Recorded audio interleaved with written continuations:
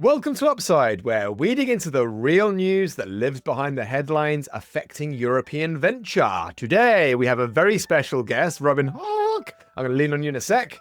We've got Lomax, Mads, and my good self.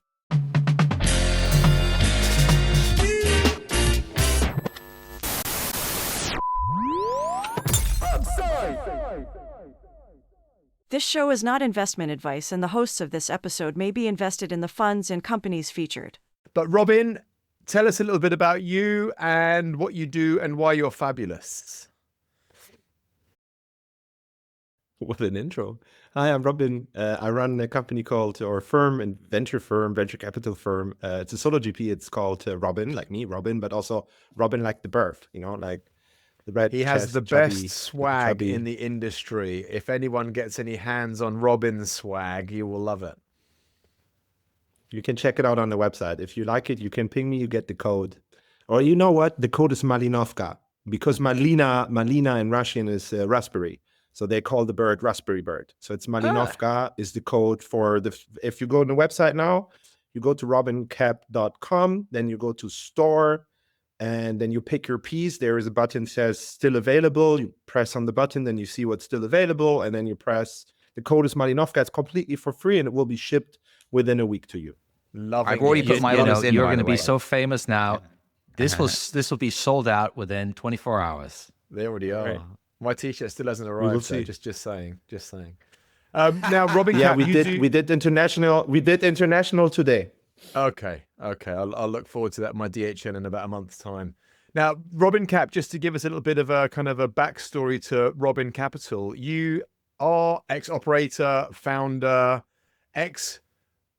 larger firm GP, and now you're a solo GP, which we are going to talk a little bit more about later, this new trend and this kind of growing into solo GPs. Sure.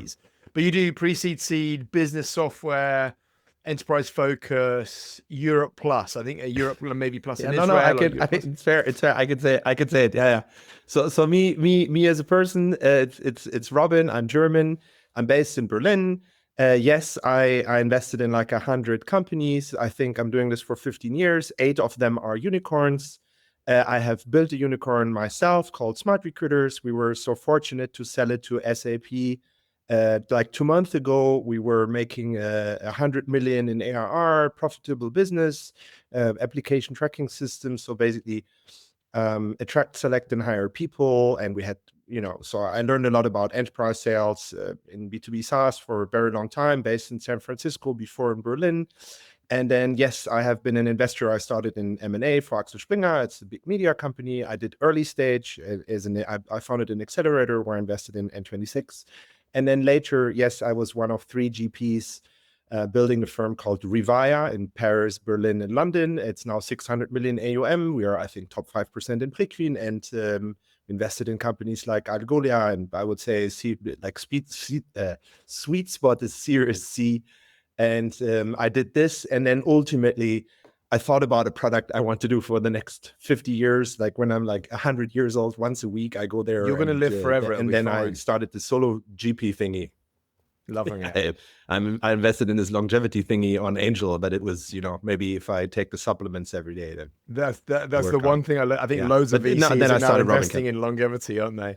So thank you for that, Robin. So today we are talking about, in the quick news, we've got banning social media. We've got this US request to play nicely with big tech. Please, Mr. Mrs. European Union.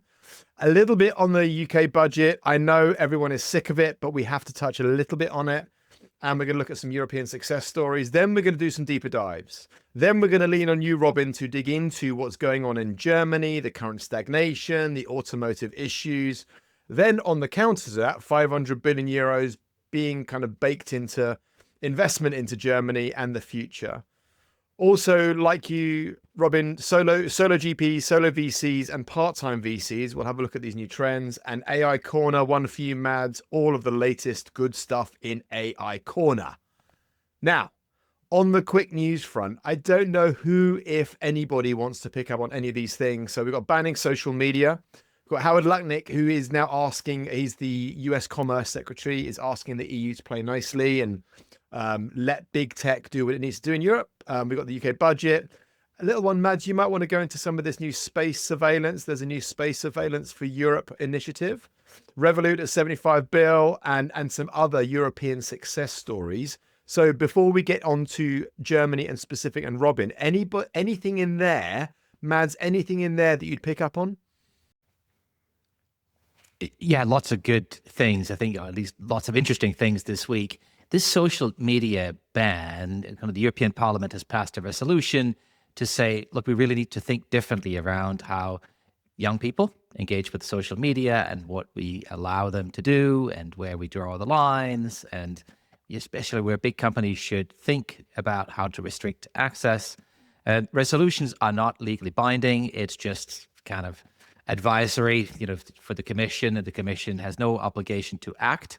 But I think the wider context is that we know that social media can be very damaging for children. There's been lots of longitudinal academic studies looking at the impact, especially for girls, where there is a clear correlation between a heightened social media use and depression or even suicidal thoughts. And of course, this is just terrible, kind of the impact it can have. And so we do need to think carefully around what we do with it. I think the proposal from the European Parliament is that we restrict kind of access for under 16s. Between 13 and 16, it should be with parental consent, and below 13, it should just not be allowed. And I have a lot of sympathy with that. As you know, I have sort of wonderful young ladies in this house that are exactly in those age groups. You have these four daughters coming through. Indeed. Yeah, no, and so it's something we have a lot of focus on, and it's not just us, it's all the parents, of course, around us. It is really a huge thing.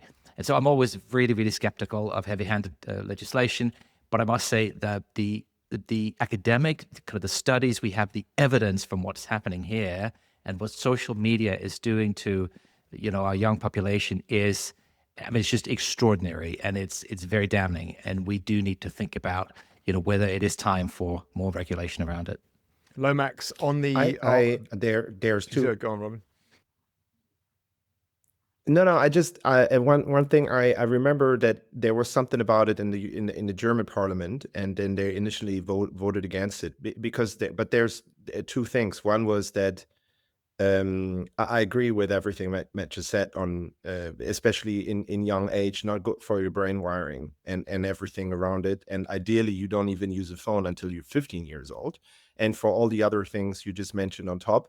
And in the first part, it was even, I think, on child pornography that they then potentially have certain rights.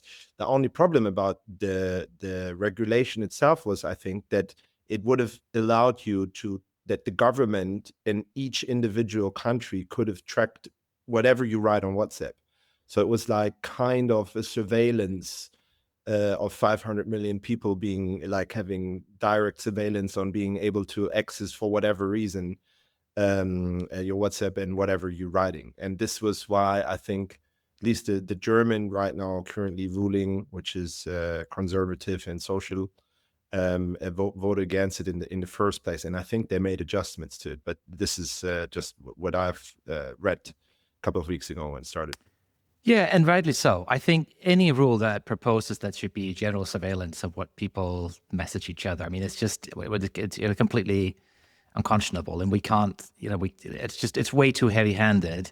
But I do think giving parents better tools, more tools to help them manage and regulate, how their children interact with social media is a good idea. And so can we find things that are not too heavy-handed? We know that everything can be circumvented, right? People are creative, but there's also an element of, can we put up maybe just a few more speed bumps so it isn't a complete free-for-all the way it has been? I think so. And I mean, look, the Australians have already banned this, right? They've already banned social media for under 16s. The Malaysians are about to do it. In Denmark, I think your home country, Mads, it's being heavily advanced now and proposed. In France, you've had to have parental consent to open social media accounts since 2023. So there have been movements. But the point that started off this segment is that Howard Lutnick was over in Brussels recently saying, look, you guys have got to stop doing this. You've got to stop regulating the hell out of big tech, which includes all of these things, even though we think they're very wholesome and necessary for society. Because he's basically saying, look, this gets bundled into the whole tariff war discussion. And if you guys want tariffs cut on aluminium, on steel, on various other products, this all gets taken into account. And actually, Google was fined recently $2.95 billion by the commission for yet another kind of antitrust suit. So Google, for them, that probably is a relatively small amount of money, given that they're making $35 billion net income every quarter. But this is the US again saying, look, guys, I don't care about any of this stuff. These are our companies, and you got to take their services and products if you want to sell into the biggest economy in the world. Yeah, and I think that's a really interesting discussion. The challenge I have with it a little bit is this conflation between antitrust and protecting our kids, because I think they're actually two very different things. I couldn't agree more with you, but Lutnick is bundling all in together. Yeah, but we should help him untangle it. And I think the kind of the stock response from the EU was, we are not for sale, our principles are not for sale, yada, yada, yada. And actually, I think that's wrong. I think we should do a deal with Lutnick. I think some of the antitrust stuff is misguided. I think some of the DMA stuff is misguided. All these antitrust cases, it's always antitrust authorities trying to fight the last war. Right, you had the IBM antitrust case. It was 13 years from the 60s to 82, and then it was dropped. I mean, it was kind of the Department of Justice's Vietnam, right? Just more than a decade of absolutely going nowhere because markets had moved on. You had the case against Microsoft, and you've had the case against Google. Every time they're fighting the last war. And so I have a lot of sympathy with let's just not waste as much time and energy as we are on the antitrust stuff now. And I think if there is a deal to be done, could that be a deal that says, okay, we'll do a deal with you on tariffs and DMA and antitrust stuff, but in exchange, we're going to need some concessions here on the other side, which is how do these social media companies interact with our kids? Because I think that's a much stronger case. And this stuff is so powerful. I mean, I came off Instagram. I basically banned myself from Instagram. I just deleted it because, this stuff it's so addictive if you don't, if you don't control it. It's heroin, 100%. Yeah, I've not been on any social platforms for 15 years. I think the only one I'm on is LinkedIn, which I think is a necessary evil, but all the rest were sacked off 15 years ago. I do want to very quickly talk about the UK budget. If you're willing and able, Lomax, anything, to me, it felt like a bit of a kicking of the can. It felt like there was some moderate support for our ecosystem. It felt like it could be a lot worse. Not supportive enough, I would argue, but it didn't feel like anything too negative Nancy in there with regards to our ecosystem. But Lomax, any quick thoughts on UK budget before you all punch me? Very quickly, let's just cover up the most important thing, which is she basically survived the most important test, which is the market didn't hate it. In fact, the market actually quite liked it. The pound has traded strongly since the budget, and at the same time, the yields on 10-year gilts have come down. So actually, the market, unlike in the case of Liz Truss, didn't hate the budget, which I think is the most important thing at the moment, given the precarious state that the UK is in. Clearly, there's a bunch of people, kind of middle higher earners, who absolutely hated it. But I don't think we need to get into that and the politics of it and the welfare state. We talked about that a lot before. I think the most interesting thing in direct startups is actually she's done some things which are helpful for startups, So they've loosened the rules around the EMI option scheme to make it apply to bigger scale-up companies, which is great because, we all know that having, as many employees as possible engaged in the equity of your company is generally more conducive to long-term success. So that's great. And I think the UK now has been ranked number one in all global stock option charts for friendliness to number two. And they've also relaxed the EIS and VCT rules, which basically mean that you can now raise more money through EIS, which I guess is good and not a bad thing. Particularly for people who run those funds and people who invest in those funds and people who like those schemes. And I guess if, she's taking more money out of your pay packet, then maybe, EIS, which can be efficient and reduce your income tax bill, is a good thing. So I think in the very narrow world that we live in, I think that's good. I mean, the broader stuff is a longer conversation that we don't have time for today. That's my take on it. I want to just say very quickly, I've never heard a chancellor talk about startups, scale-ups, innovation, and she did. And I thought that was kind of cool. I don't remember. Well, maybe Cameron did a little bit, I guess, when he got kind of sucked into Silicon Roundabout stuff. But I thought there was quite a lot of focus on the importance of this next technical revolution and all of the innovators and the communities that are going to build it. And I found that quite warming.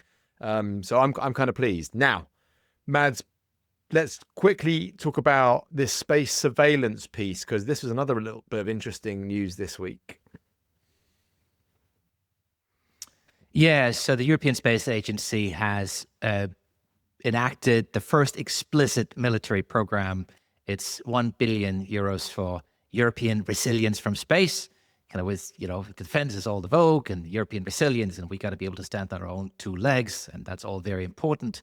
For context, the US Space Force, they have one of those, spends $29 billion a year, and the total kind of US government spends $70 to $75 billion a year on space. So we are still not quite reaching that level. But look, it's a step in the right direction.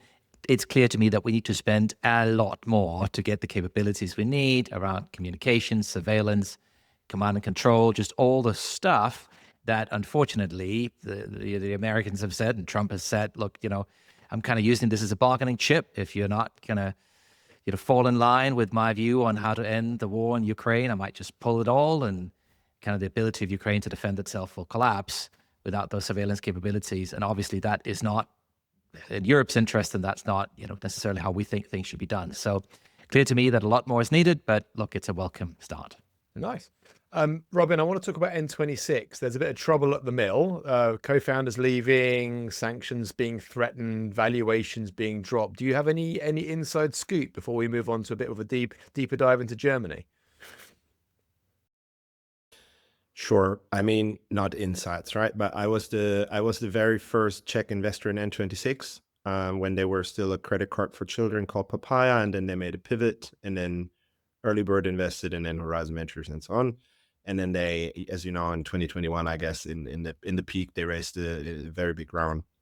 So the overall question would be, I guess, because Revolut is so big now, plus 70 billion, and did N26 have a chance to be as big if they would not have had founded in Germany, right? Because some people would argue, I need to be careful what I'm saying now, but especially on banking and licenses and everything around fintech, arguably in Europe, Italy and Germany, some people would argue it's very difficult and bureaucratic.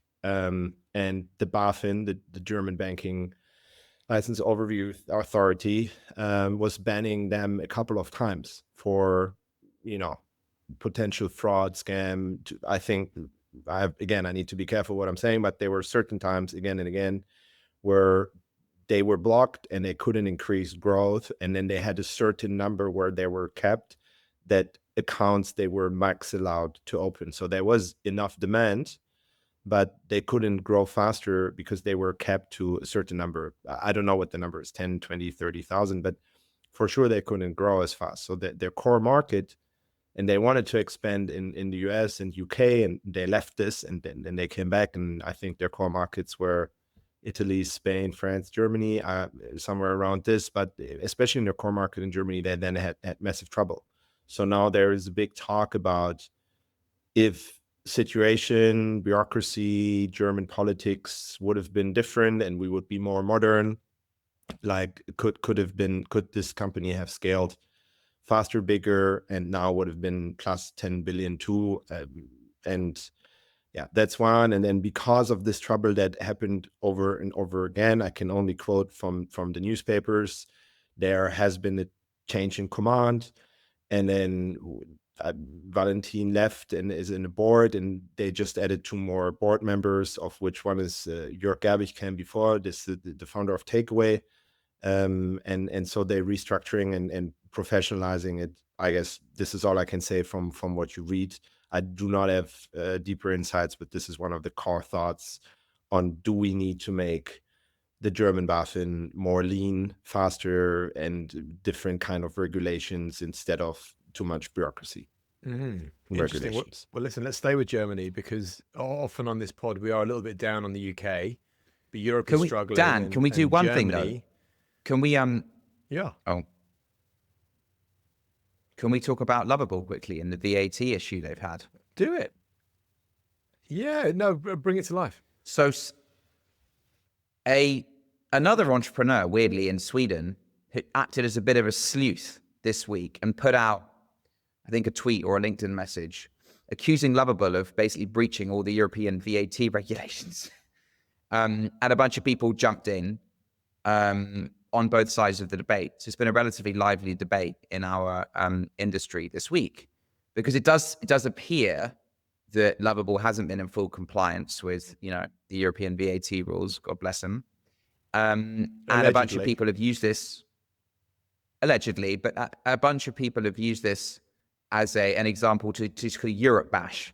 Say, well, actually, Europe is so difficult to do business in, tax, red tape, etc. I mean, you have sales tax in the US, so I mean, it's not a particular kind of phenomenon isolated to Europe. But I thought that Anton Asika's response was worth looking at. So he actually replied once things have settled down, and basically said, look, Lovable just got called out for not paying VAT in Europe yet. Many came to their defense, saying Europe isn't built for hypergrowth. And actually took a different line than people might have expected him to take, which maybe because he needs to show some contrition in front of the tax man. It's basically saying, look, this is fine. We'll comply. We'll deal with it. It's actually still a great place to build a company. And, let's move on. So I thought that was an interesting kind of debate that took place in the market this week. Has it settled? I think, I think they're going to have to go and settle now with the tax man. Is probably what happens now. Yeah, pay some fines. So maybe there's more. With the amount of money they're raising and the amount of money they're printing. Exactly. Yeah.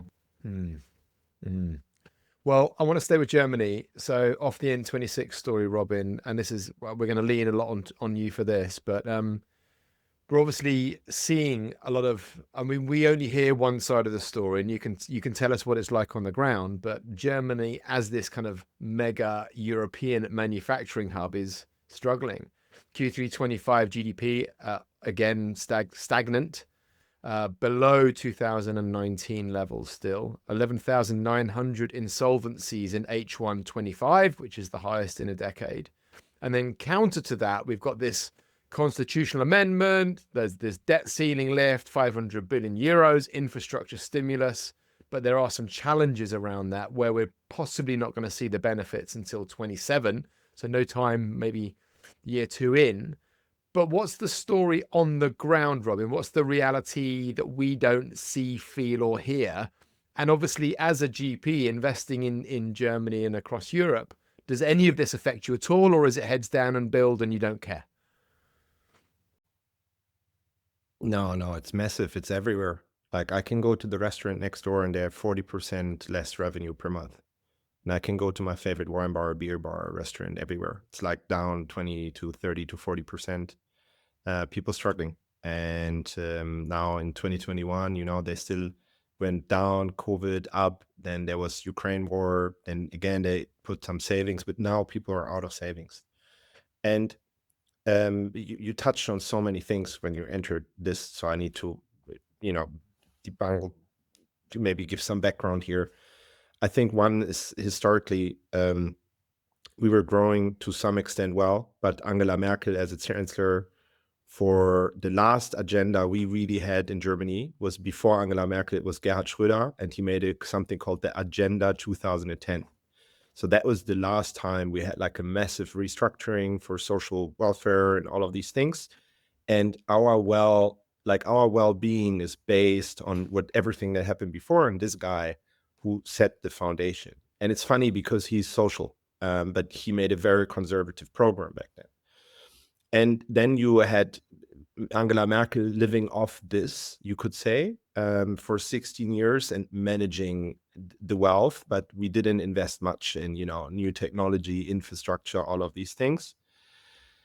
And then the CDU became, who's Angela Merkel was the chancellor of, didn't really had the chance to recalibrate, and they became fat and old. And so because of this, they tried to win with the potential chancellor, and it was not strong enough, so he lost. And for that reason, we had a coalition the last 3 years that broke, which was out of the Liberals, the Greens, and Social SPD. So SPD, FDP, and Grüne. And these guys, you could arguably say that Robert Habeck, who was our economy minister, was the worst minister in the history of politics ever. And you can see it in every graph, that you see this COVID thingy where it goes down, then it goes up, and then every other country in the world goes up, just Germany goes down. And especially manufacturing, industrial, and so on. Because all these dreams, and some people will hate me now for this saying this, but all these like green steel, ThyssenKrupp didn't work out. We are not able to produce competitively against anyone in the world there. And it was the same with all the electricity and the infrastructure that's just not there yet. And it would take longer. And then proactively shutting down 6% of where our electricity came from the safest nuclear power plants in Europe. ISA 2 in Munich was the safest nuclear power plant in Europe and the most modern. And they shut it down proactively and saw our electricity prices rise. Then, as you know, because of Macron and some other acts, nuclear power plants became green in Europe. So now Germany had to pay, because we had the fallback is coal. So we're producing electricity now of coal. So our green minister basically made us the most dirtiest producing country in Europe.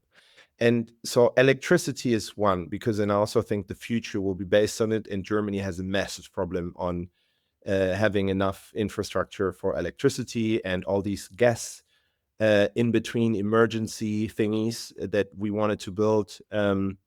This not working out, and it's now 2035 and no one knows, and they wanted to do it green again. Again, they don't have a solution for it. And so one is electricity. And then two for sure is bureaucracy. Risen. It's growing, and it became like an unbelievable monster from building, and they all promoted each other. So while also the Greens and who were there in for the first time ruling. So of course they were here and there trying to bring up their own people. And then you have this massive amount of billions of euro going into NGOs. And then even the opposition, the CDU, was sending 550 questions about what's going on here. And no one ever answered this. And then they settled it post this election. So it was a complete nightmare, and our wealth was going down, and we can't fix it now. So then it broke, because ultimately the liberals were saying, look, we can't stand this anymore. But they also tried to make it work. And then the Green and the Liberal and the Social, and Olaf Scholz obviously also was a very weak chancellor. And then it broke. And then we had new elections where our new chancellor, Friedrich Merz, came in saying, we will not take more debt. We will have less bureaucracy. We will find the solution for the electricity problem, all these things. And we have a migration problem, because we're paying, 54 billion into social welfare every year. And now, if you look at our GDP and what we spend every year, we are completely stuck. We're making minus, because we don't put anything into education, school, infrastructure, etc. Because everything now is eaten by social welfare, of which, and again, don't hate me here, of which the majority, or more than 50%, is migrants. And the other thing is that it's the same for on healthcare.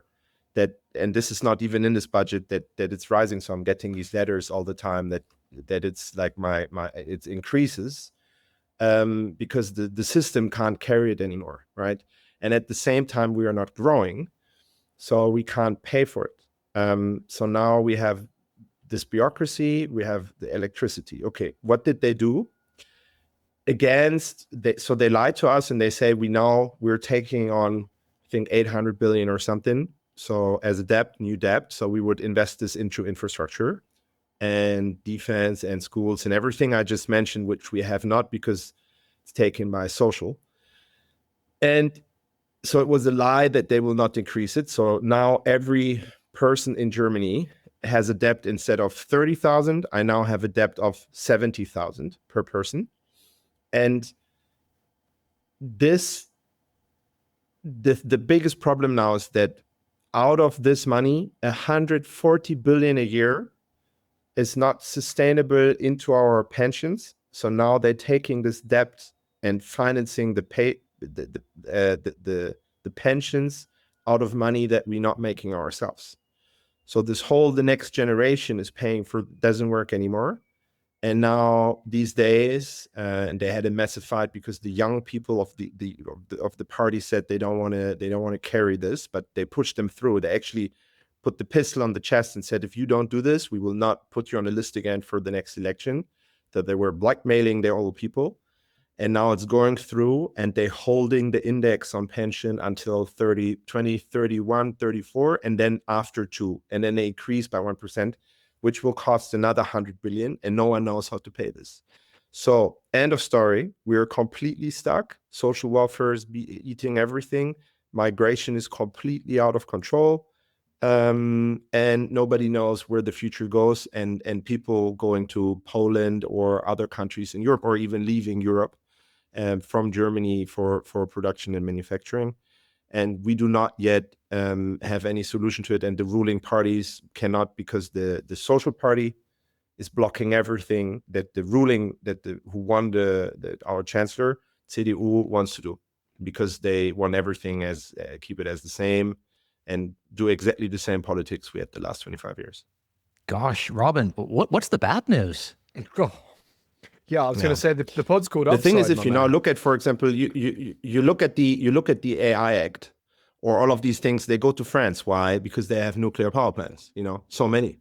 So they think about the future, who produces the cheapest on electricity. And then there are other countries. If you look at Czech Republic or Poland, especially Poland, who are increasing in GDP, right? What do they do? We don't do. And there are certain things. And it's clear what the problems are. I just mentioned all 3 of them: bureaucracy, migration, and electricity. And we're not changing it. I've got a stupid question. It's a huge problem. Mads, before you jump in, I've got one stupid... Sorry, go ahead. I've got one stupid question for Robin and possibly for the room. Why don't they recommission the nuclear power plants? It was ideology. It was because there was Fukushima in Japan, which is certain geographic also order, right, at the ocean, and they have earthquakes and so on, which we don't. So the risk is different in Germany, and also different reactors. But it was out of ideology, and it was played with fear. When America or Russia play with fear of war to get elected, in Germany, people were playing with the fear of nuclear or climate change. Don't get me wrong. I'm not saying no climate change. I'm just saying they are proactively using media, NGO, etc., to bring fear into the society to get elected, and being against nuclear. Still, though, even with what everybody now knows in the press, and they possibly read and see and consume on a daily basis, there's still no hunger or appetite to recommission nuclear. 75% of the German society, of the people living here, want this for a decade now. But the politicians who are ruling Germany are representing the minority, because the ruling party is handcuffed by the smaller partner, the SPD. Wow, Mads. So I didn't mean to interrupt you. And the reason you got some thoughts and insight, Mads. I need to give you one more reason why this is. Because we have the AfD on the right, the conservatives, and some people argue they love when they get bigger, because when they get bigger, we have something, we call it the Brandmauer. So there's like a wall that no one can work with them. And when they're bigger, the only one you can left with, for example, is then the left party, right? Our left are the ones who were shooting people at the wall. Like the SED, the former Communist Party, and then in the DDR, the people who were shooting people trying to escape the DDR. This is the left. They call it links in Germany. And now because you're forbidden to go with conservative, you need to go to communist. And this is why they love that the AfD is rising, because then they can dictate as a minority the majority what to do, because 25% of the voters do not count. But Robin, you have a conservative chancellor now, don't you? Exactly. He's CDU. Exactly. And he can't do anything because the minority partner, SPD, tells him if he doesn't do what they want, then they're not doing it. And he doesn't have an alternative because he can't work together with the AfD. It feels to me like all of this is on borrowed time. The worst thing is sometimes things have to get worse before they get better. But, when you sort of recite the litany of failures that have been happening in politics in Germany for the last decade and a half, I do sort of feel a slight resemblance to what we've seen in the UK, where you also have, unfortunately, welfare spending, and who doesn't like more welfare? I mean, it's all very nice. Kind of the welfare and the pensions are crowding out investment in infrastructure and education, and all the things that will create the welfare of the future, right? So we're eating tomorrow's cake for today. One thing that strikes me, and we talk about the German economy being flat, and actually, so I think one of the challenges you have is, even though the economy has been flat, growing ever so slightly, the population has also grown. And so my impression is that actually when you look at GDP per capita, that has been going down, if I'm not mistaken, in Germany. Of course, for 5 years. It's migration. And of course, we want the best people here, right? We would love to have people from all over the world who come here and then work and help us to bring the GDP up. Obviously, we also like to have refugees and take them and integrate them best we can. But now we have two things. One is that I think the capacity of integration is beyond, like, we're not able to handle it. So now you have, like, out of 30 pupils in a school class, 25 are non-German speaking. So now the teacher can't teach them German because no one speaks it. So now it will, and you wonder, you have this PISA study, right? And it's going down in Sweden and Germany all the time since years now. So yeah, because of migration, and then they going straight into social welfare. Many of them, where I mentioned that over 50% of social welfare are non-Germans, right? And this takes a lot of the money because also people who are here who are not working. And then yet on the one hand side, we have shortage. And on the other side, people want to work less than 40 hours a week and 4 days a week. And then you have China and other countries going into automotive and so on. And what they're now doing, instead of pushing, they are reducing. So they're now actually taking out, Volkswagen and a couple of others are this week firing tens of thousands of people. And I think they're paying 54 a month. So it's like billions to them so they can retire. But these people are the backbone when shit hits the fan, like the 55-year-old working in the production line knows what to do.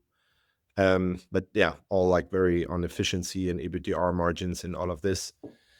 So, Robin, there's no doubt that Germany is the locomotive of Europe, and we're not going to see high European growth if we don't have Germany growing. So, it's clear we have all these challenges, but from your perspective, how do we solve this? I don't think that in this legislation there will be a solution. So I'm not sure how it is in UK, and I'm happy to hear from you with. Also, you have been changing your ministers a couple of times, and now you're Starmer and so on. And I think the majority now wants to vote for Nigel Farage, I guess, in 3 years from now.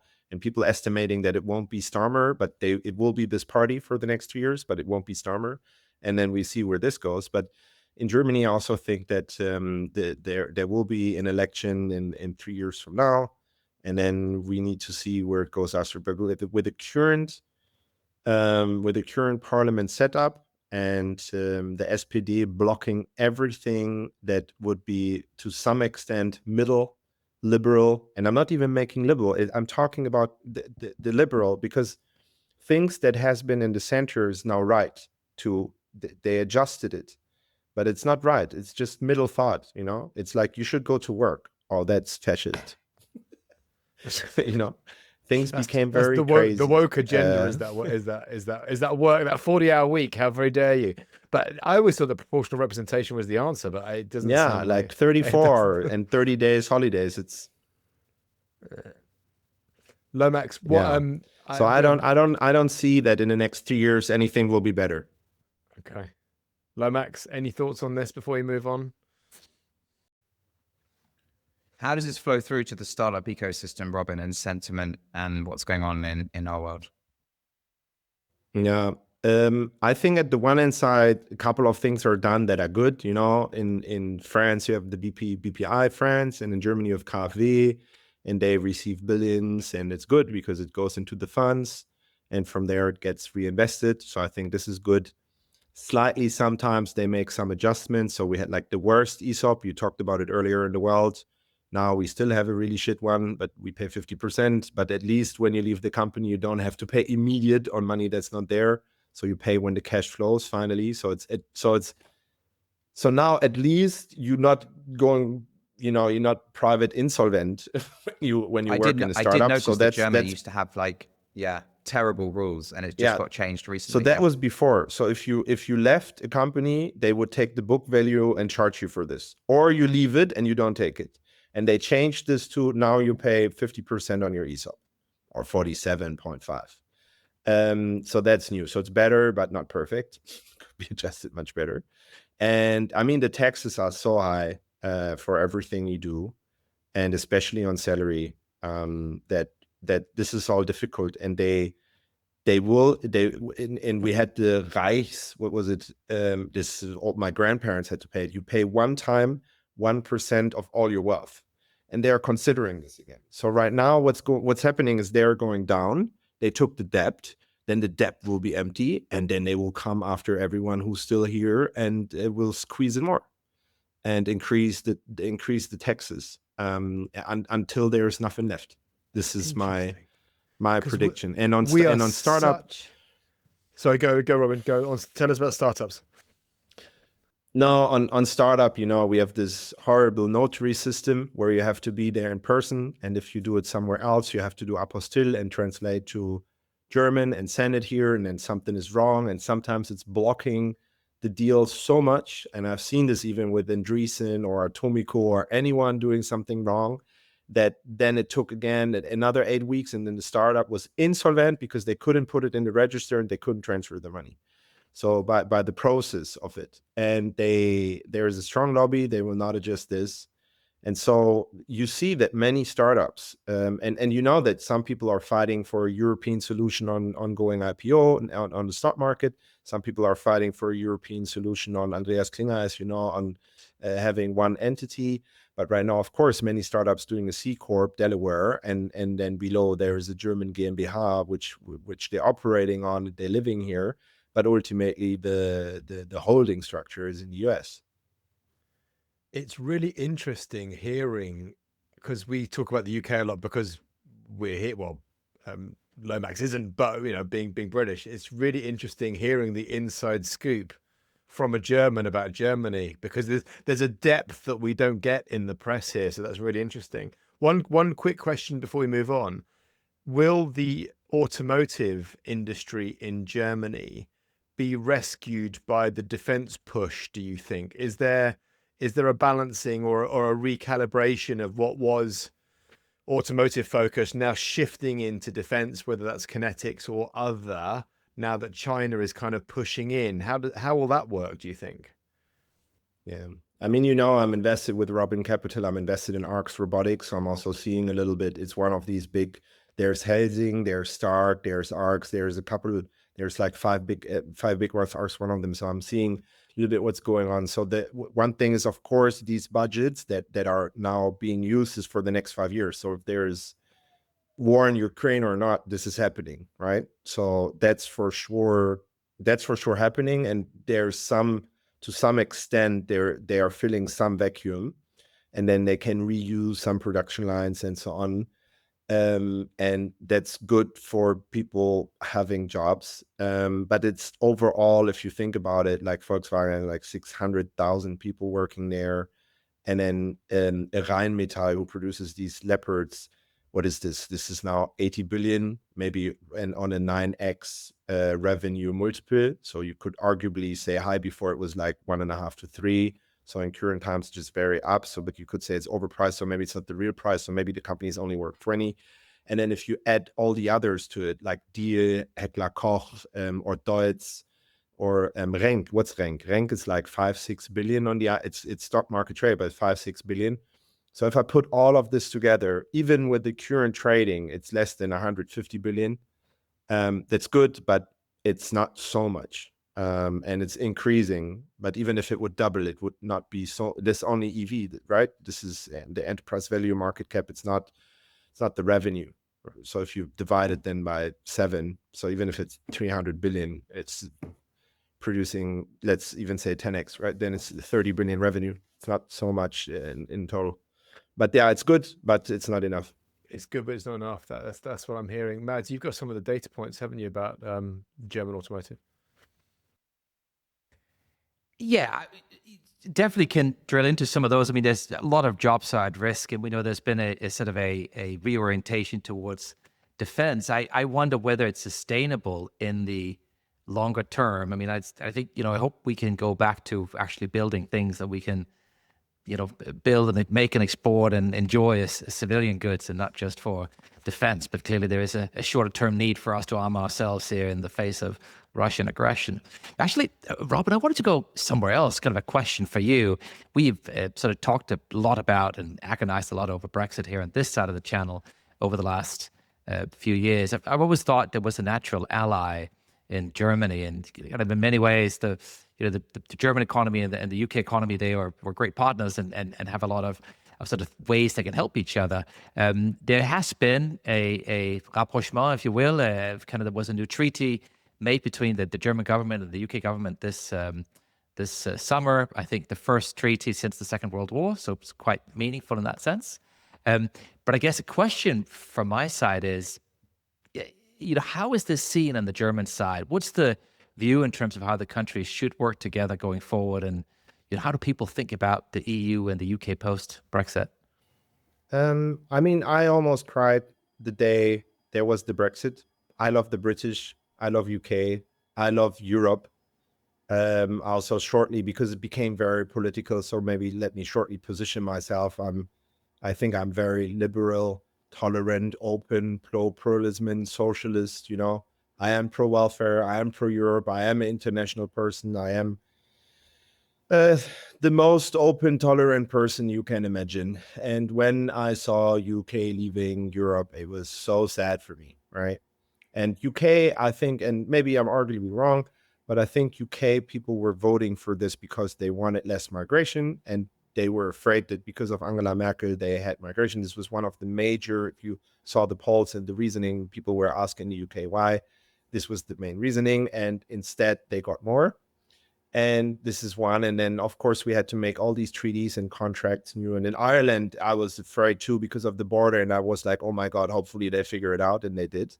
And so for me, as much as we can strengthen this relationship, and building technology and whatever we build in France, in UK, in Spain, in Italy, they are all for me. I love what we have created here. We had wars for thousands of years, and we have created this union that is free and trades for now. It will be soon 100 years. And that's great. So I want to strengthen it. And I think the same for everyone living in Germany, very pro UK. The only thing is how we perceive now the UK is, I've heard you have 160 Sharia courts now in the UK. And this is the media. And I've heard, and I saw it in London, by the way. I saw one in front of me with the bike where it was stolen. You cannot have your phone outside anymore, right? And I talked to the taxi drivers and the people there on the street when I was in London. And they were having a hard time for the housing prices. And yeah, of course, they tell me about the crime and rapes increased and all of these things. So I'm seeing this in Sweden, in UK, in Belgium, in France, in Germany. And I'm not seeing this in Poland or Czech Republic. And I'm concerned for that part for sure. And one great example is that everybody tells you in London not to have your phone outside. Yeah, I don't know. I mean, I don't know if anyone else has any reflections on that. I think there is definitely a mood shift that is kind of being conflated by multiple factors, and people like Nigel Farage in Reform are obviously not helping the cause by amplifying a lot of mistruths. I think generally we're a fairly tolerant society. I think generally the UK is still a fabulous place to be, not without challenges, and obviously you don't get those exposed until you have bad times, until economies do badly, until you feel like there's too much migration, for example. But I feel like there's a lot of exaggeration by social media around not being able to have a phone out in London. Dan, here's a Sharia law court. Here's a question for you. I mean, I died in the world liberal, right? I've always been, peace and free trade, and we should all just get along, and people should just be able to move and go wherever they want. But I think there's sort of maybe been a tendency to blame the populists when people are upset with stuff. Whereas actually, I think as the years progress, my view now is maybe more that, maybe it's our fault that the populists are getting as much airtime as they are, because we haven't fixed the problems, right? I mean, people are struggling with housing. There are issues around crime. There are issues around, as we know, around the economy. And, we keep making bad decisions and society is not working properly. And then, yes, that makes it easier for populists to, get on their soapbox and, promise all these fantastical plans that we know are, usually not funded or usually can't work. But, of course, the voters become receptive to this stuff because they have been voting for mainstream parties and mainstream parties have not been delivering. And so, I think it's, yes, you could say, lots of stuff about Nigel Farage, right? And he's not a very... listen, he's just a reflection, isn't he? He's just a reflection of the populace, exactly. And so, rather than blaming him, the question I have is, what can and should we do differently as a society so the populace don't get all the attention that they're getting right now? Well, Jesus. I mean, for a non-political show, when all of you lot shout at me whenever I want to do political stuff, we've been extremely political today. So I would argue, let's not go there if that's okay with you, Mads. Go on, Lomax. Go on. I mean, one of the answers is growth. Like people are happy when they got money in their pockets and they feel there's opportunities. And so basically, ultimately, politics is fixed by the economy. And Germany's flatlining, UK's flatlining, apart from Poland and Spain and a few other countries in the Baltics. GDP growth is flat, and that starts to expose a whole bunch of problems.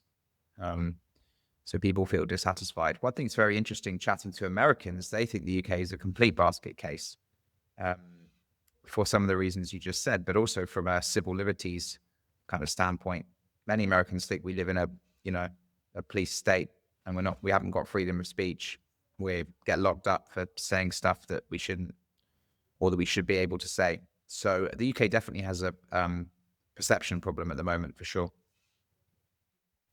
This I heard too, huh? This guy who was praying in front of this abortion listening clinic. To the same shows. Yeah. Yeah, because JD Vance mentioned it. No, when he came to Munich security thing in March in Munich. JD Vance mentioned it then. I mean, listen to Palmer Luckey on Joe Rogan. Did a long story the other day. He talked about it a lot. Elon Musk talks about it the whole time. But is it true? Is the story true? So there was a guy who was on the other side of this abortion clinic and he was praying in silence, and then the police came over and said, "What are you doing?" He says he's praying. This is what you're praying for. He says, "I'm praying that the childs that have abortion, like the souls that are dying, go to heaven." That's what he's praying for in silence alone. And then they took him to prison for this. I don't know. I think that's the story. He was loitering. Yeah. But there are some very famous cases in the UK where people have said unpleasant things on social media and have been prosecuted for inciting violence. And I think some of them, I mean, the Graham Linehan, the anti-trans, the Father Ted director or writer, that I think he's been cleared now, but there was there was a lot of police activity around arresting him for having a Twitter spat with a trans activist. So yeah, there's a problem. But guys and girls, I want to move on and away from politics because we went too dark and deep. And normally that's my purview, and you buggers did it. So Robin, you're a solo GP. I want to talk about this new movement of solo GPs, solo VCs, and even looking at Carlos Reyna from who's the GTM at, where is he from? He set up Bareback 11 Ventures. Labs. My brain has gone dead. 11 Labs. Thank you. He's a part-time VC. He's not even a solo VC. He's a part-time solo VC. But Robin, as a solo dude, tell us your thoughts, track, the good, the bad, the ugly about being a solo dude. Yeah.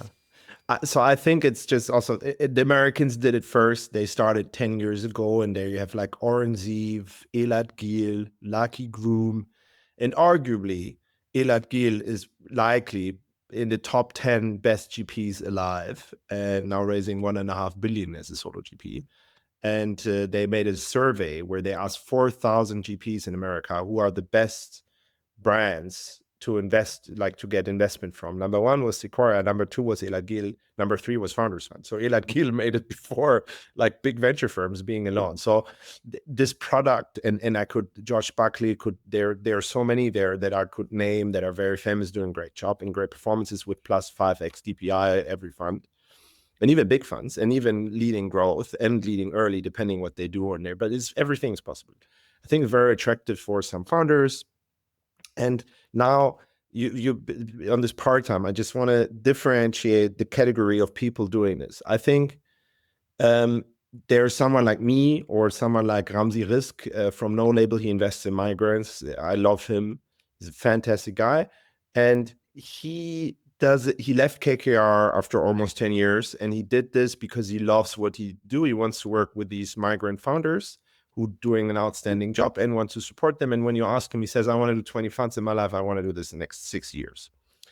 And then you have another example of people who have been employed maybe in a VC fund, and they really love it, and they want to start their own firm, but they cannot raise 100 million tomorrow, 250 million tomorrow. So what they do is they start being a solo GP. So an example would be Maximilian Schwarz from Nucleus Capital. Again, I absolutely love this guy, deep respect for what he does. And he started with his first fund, number 1, and he made it, and he did great investments. And then he used this to enter becoming a VC, and now he has a partner, Isabel, and they have a venture capital firm with, I don't know, 40, 50 million. And they're doing a fantastic job. So first of all, you have these two, right? Am I a solo GP forever, or is this just an entrance into venture? And then there's the third one, which is rare, is a part-time. I saw the comments, someone was complaining, another solo GP, that this is not good, that it's part-time. The guy I don't know, but my venture partner is Carolina she's the former GP from Credo, which is one of the best performing CEE funds ever. And she's great. Obviously, she's my venture partner. She's the greatest person I know. But she works with this guy and said he's absolutely amazing. And what you see is a fragmentation in the market, that certain people have certain access in certain areas, and then they are worthy to be funded and financed. And this guy, as you can tell, like you saw on his LinkedIn post, Sendana, and he had like all these tier 1 fund on funds invested in him. Big. So basically, I think to a certain, if two things, $15 million, right? It was 30 million euros. So it's not like he's gone off and raised 1.5 bill. Exactly. So I think it's absolutely fair.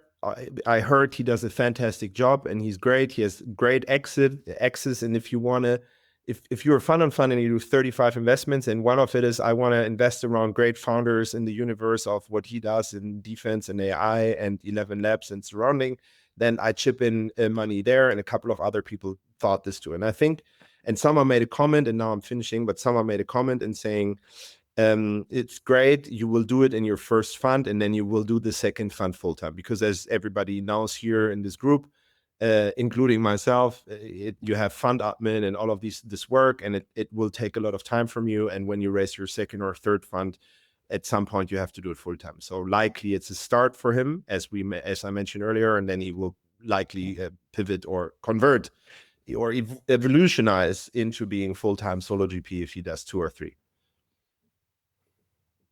Fun 2 or 3. Mads, any thoughts from you on the Solo GP front? I think it's great. More VC investments, more people backing more great founders, let 1,000 flowers bloom. I'm all in favor. Yeah, bring it on. Well, let's move on to AI Corner, Mads, your happy space. We have a whole bunch of stuff. We've got OpenAI, the investment numbers. You were going to say something. What was that face for? Yeah, no, yes, absolutely. So OpenAI, I mean, there was an interesting piece in the FT this week saying that OpenAI was a money pit with a website on top. Of course, that's slightly clickbaity. The quants over at HSBC have done a little analysis saying that for OpenAI to honor the spending commitments they've made with the hyperscalers and others in terms of all the CapEx build out they've been talking about, running into in excess of $1 trillion, with some revenue assumptions and money coming in, they'll still have to raise another $207 billion by 2030. So that's $40 billion a year for the next 5 years, which obviously is a staggering amount. It is more money than the US venture ecosystem raises and invests in an entire year. So that is quite a lot of cash. I would say that some of these assumptions are, obviously they're determining how kind of where you end up on that calculation. And I do still think there's a strong case for OpenAI ending up making an incredible business, but they are not the given winner anymore. I mean, as we've seen just in the last few weeks, Anthropic keeps powering ahead. The new Opus 4.5 is formidable in coding. We've seen Google come out with Gemini 3, which is a fantastic model, beating OpenAI on, I think, 19 out of 20. And Warren Buffett investing in Google benchmarks. Now. Yes, and I can see why, because the Google took 3 years to wake up, but boy, are they back. And the tech they're turning out is incredible. So they know something we don't know. What do you think about? Because you made all these comparisons, right? And now people bought secondary OpenAI on this price, like even friends of mine. And I'm like, whoa. And then at the same time, you see Warren Buffett doing the exact opposite. He sold, didn't do anything for years. And then he's like, let's go Google. Yeah, let it rip. No, Google is a fantastic business. It seems like they're out of the worst of the antitrust shenanigans for now. It seems that OpenAI is surprisingly moving slowly on monetizing ads. They've got their 800 million users, just a small fraction are paying. I think 5% are paying today, so a small proportion are monetized. The way to monetize the rest of that long tail is ads, and I don't understand why it's taken them so long, because I think they're vulnerable until they get it right for 2 reasons. A, you could say they may not need the revenue, but it will be nice. You could say for now they can fund with debt, but obviously they can grow a lot faster if they can monetize a larger proportion. But B, it is the biggest single threat to Google, right? It is that OpenAI will start taking Google's ad revenue dollars away. And with all the users they have, I think there's a real case to be made that they could be. So I'm sure Sam has a plan. He's a brilliant founder. But gosh, this continues to be one exciting showdown between the two. It's exciting. I think it's exciting. Man. Yeah, yeah, absolutely. I'm always torn between the commoditization and productization angles of this, and who's going to buy who, how it's going to roll up or not, who's going to productize first. Will Johnny Ive and Sam Altman build a thing? Will Google buy Anthropic?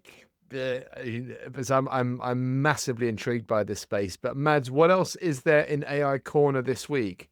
Anything on TPUs from you from Google, just before we close off? Yes.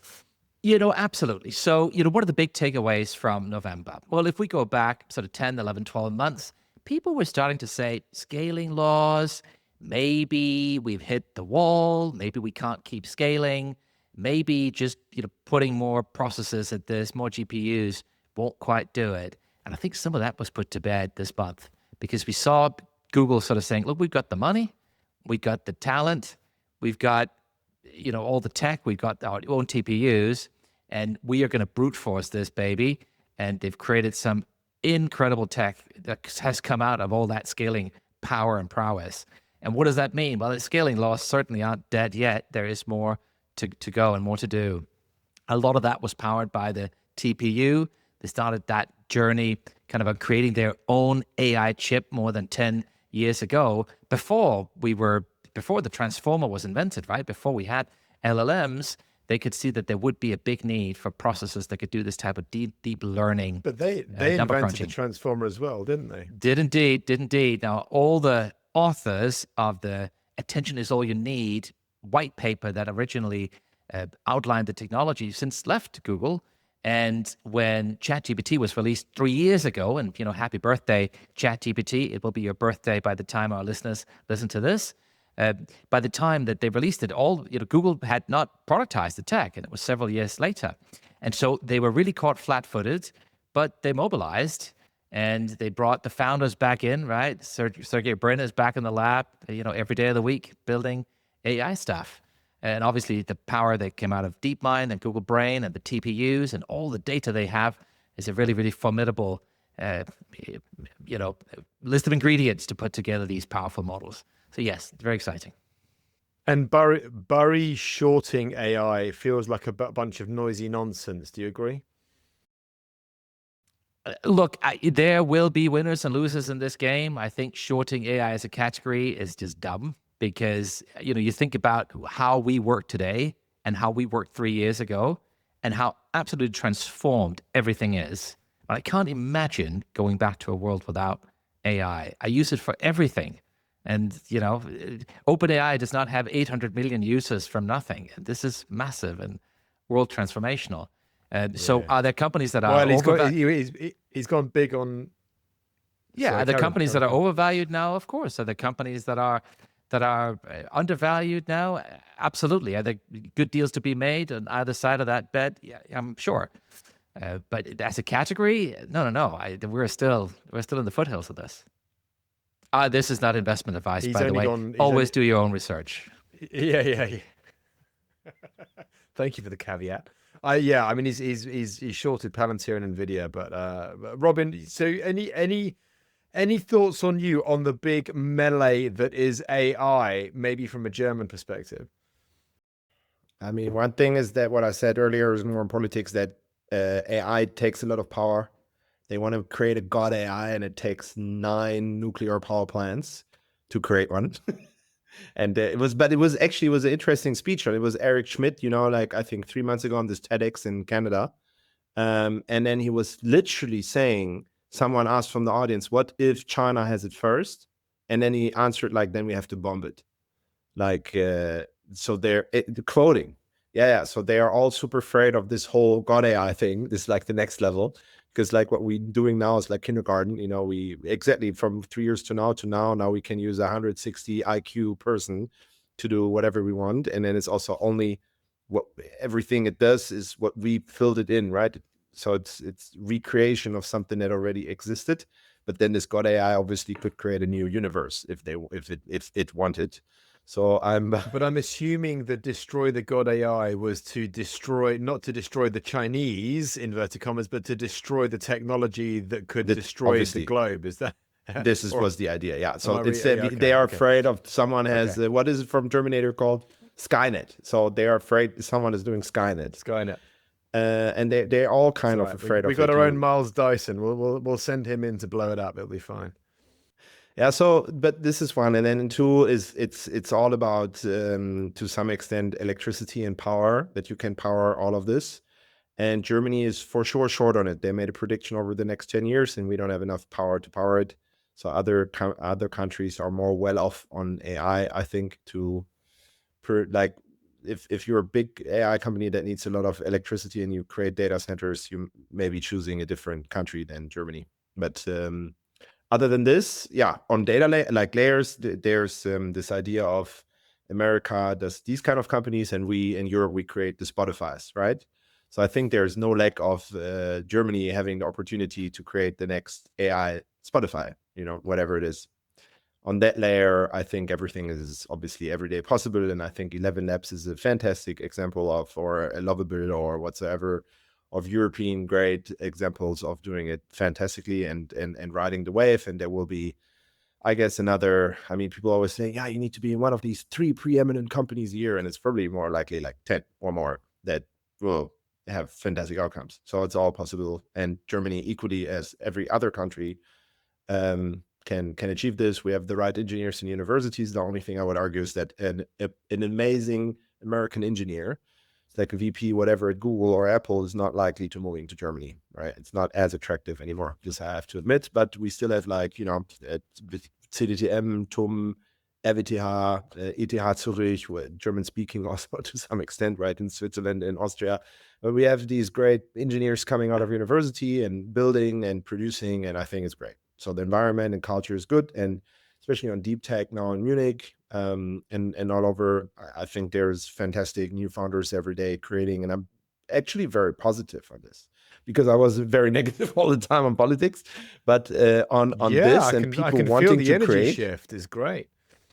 Yeah, because now it's very different. One thing is like, what are politicians doing for us? And I'm unhappy with it. And this is what you felt when we talk about politics. But if we talk about people creating and producing and so on, I'm very proud of every founder getting out of bed and doing something. And I think there's a great new generation, also young people, even younger than 20, out of university or not, or dropout and so on, and just creating even earlier. When I started, PhD was still a thing. And now it's like, let's go and fucking build. And on robotics and in manufacturing, it's fantastic. And I'm seeing this every day, and I'm amazed. Also on, you said it earlier, on space and space defense.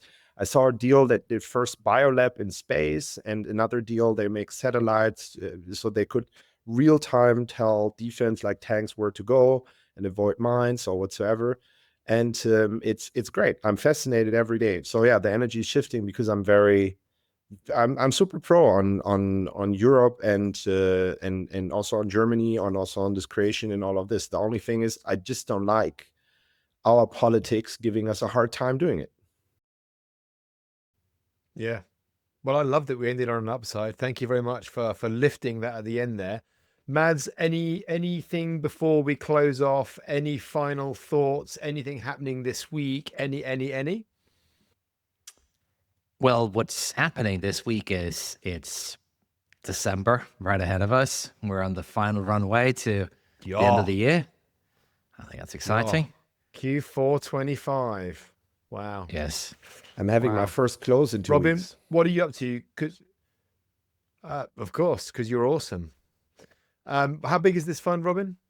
Same. I had 1.515 and now I'm doing 1.515, 50% target. We started raising 1st of October. So I'm very, very thankful. You know how hard it is that within a short amount of time, on only 2 months, we have been managing to do 50%. We have the first close on 11 December, I think. And I'm now working on the first 4 deals, of which one is biotech in space and the other is satellites for defense. So yeah, I'm riding the wave, and another one is robotics in Munich. So I'm excited about all of this, and I'm excited for this fund and continuing working with amazing founders. Well, I love it. Well, let's end there. You are both a gift, and I love you dearly. On and up, my dear fellows, and I'll catch you next week. Great being here. Robin, great to see you.